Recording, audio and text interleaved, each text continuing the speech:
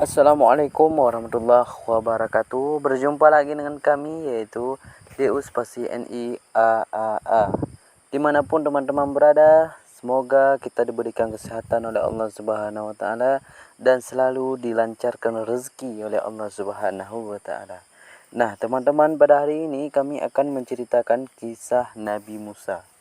Nah, bagi teman-teman yang telah mengetahui kisah Nabi Musa, semoga kita diberikan hidayah oleh Allah Subhanahu wa Ta'ala. Dan yang belum mengetahui kisah ini, mari kita simak sama-sama dari pertama sampai akhir. Semoga kita tahu kisah Nabi Musa alaihi salam.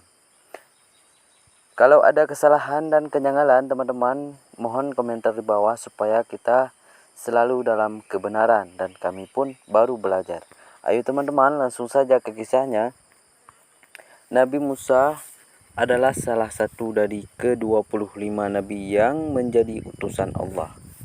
Kisah Nabi Musa yang akan dijabarkan di kisah ini akan menjadi cerita sejarah dalam Islam yang juga memiliki banyak makna. Sikap beliau yang selalu meminta pertolongan pada Allah harus ditiru. Nabi Musa adalah putra dari Imran bin Yashar bin Qahid bin Lawi bin Yakub. Ia juga merupakan saudara sepupu dari Nabi Harun. Sedangkan ibunya bernama Yukabat. Usia Nabi Harun beberapa tahun lebih tua dari Musa alaihissalam. Nama pertamanya adalah Karun bin Yashar bin Qahid.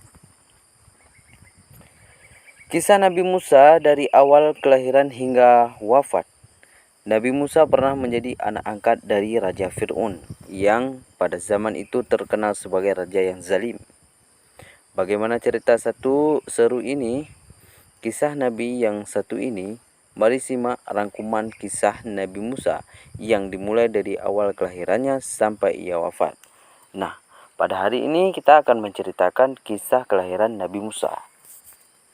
Cerita kelahiran Nabi Musa berasal dari Imam Al-Sudi yang juga diceritakan kembali oleh Abu Malik dan Abu Salih serta dari Ibnu Mas'ud yang mendapatkan ceritanya dari kalangan sahabat. Awalnya Fir'aun yang saat itu menjadi raja bermimpi ia melihat api yang berasal dari Baitul Maqdis. Kemudian api tersebut membakar Mesir, tapi pada saat itu api tersebut tidak membahayakan Bani Israel. Setelah bangun dari tidur, Fir'aun pun mengumpulkan para ahli nujum dan beberapa tukang sihir dan meminta beberapa untuk menceritakan apa maksud dari mimpi itu. Mereka pun bercerita bahwa arti mimpinya adalah akan lahir seorang bayi laki-laki yang akan menghancurkan Mesir dan bayi ini berasal dari Bani Israel juga.